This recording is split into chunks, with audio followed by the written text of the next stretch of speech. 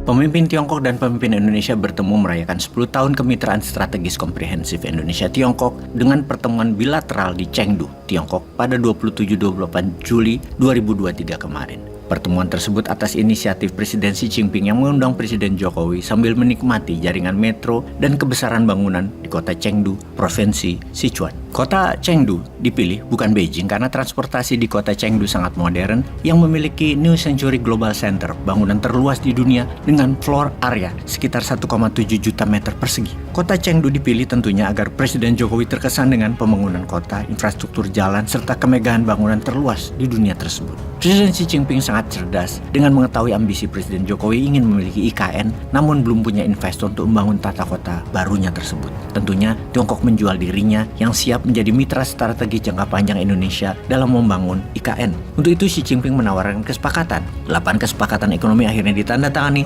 tanpa kehadiran Menteri Urusan Ekonomi terkait, yaitu minus kehadiran para Menteri Koordinator Kebijakan Ekonomi, Menteri Keuangan, dan Bappenas. Kesepakatan yang cukup komprehensif itu tetap ditandatangani. Di antara nota kesepakatannya adalah satu protokol tentang persyaratan pemeriksaan dan karantina untuk ekspor serbuk konjak atau porang dari Indonesia ke Tiongkok. 2 protokol tentang persyaratan fitosanitari untuk ekspor tabasir dari Indonesia ke Tiongkok. 3 rencana aksi kerjasama bidang kesehatan.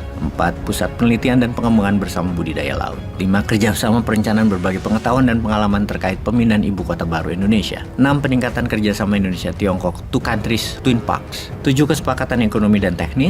Dan terakhir 8 pendidikan bahasa Mandarin. Dengan kesepakatan ini, kita sebagai rakyat jelata sangat penting untuk lebih mencermati, menyelidiki hubungan Indonesia dengan Tiongkok tersebut dan mempelajari isi kesepakatan yang 8 tersebut. Entah sudah dipelajari oleh para menteri terkait atau belum, kita asumsinya adalah sudah. Gitu aja, biar kita selalu berprasangka baik. Apa manfaat nyata dari kerjasama kali ini? Karena Indonesia seharusnya tidak boleh mengorbankan kepentingan nasional hanya untuk memenuhi ambisi Tiongkok untuk jadi raja dunia. Namun, kita tidak memastikan kesepakatan bilateral tersebut memberikan keuntungan yang jelas bagi Indonesia. Misalnya, publik telah melihat kepentingan ekonomi Tiongkok selama ini dengan Indonesia dalam 10 tahun terakhir yang mendominasi misalnya hilirisasi nikel telah merugikan Indonesia karena tenaga kerja yang digunakan saja mayoritas bukan putra bangsa Indonesia. 8 kesepakatan ekonomi Xi Jinping dan Jokowi yang baru tersebut jangan lagi melahirkan banyak persoalan ekonomi dan persoalan sosial seperti utang baru yang dicontohkan dengan kereta api cepat Jakarta-Bandung, juga penolakan tenaga kerja pribumi di smelter hilirisasi nikel Tiongkok di Sulawesi dan Maluku.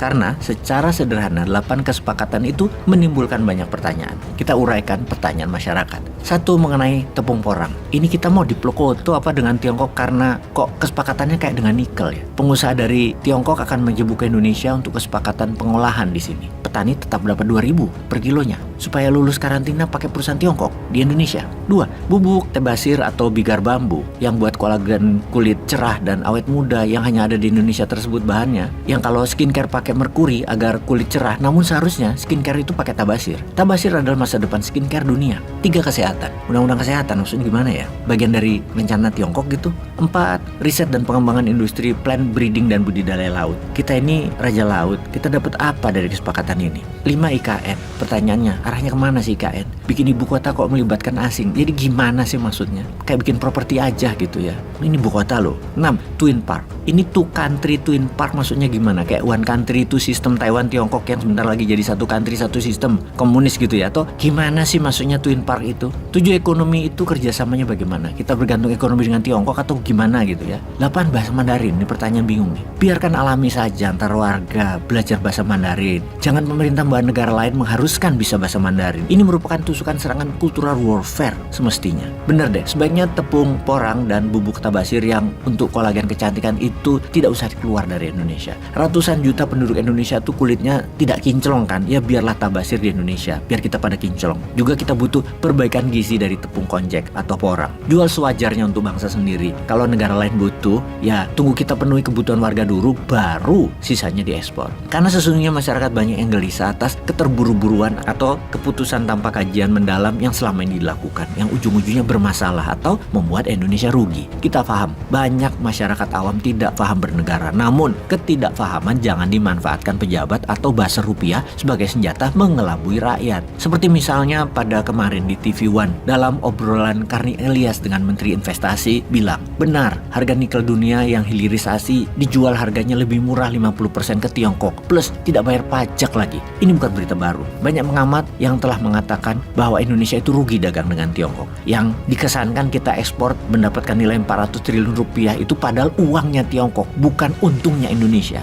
Menurut Bahlil, Pak Menteri itu bayangkan, harga dunia itu $80, dijual ke Tiongkok hanya $35.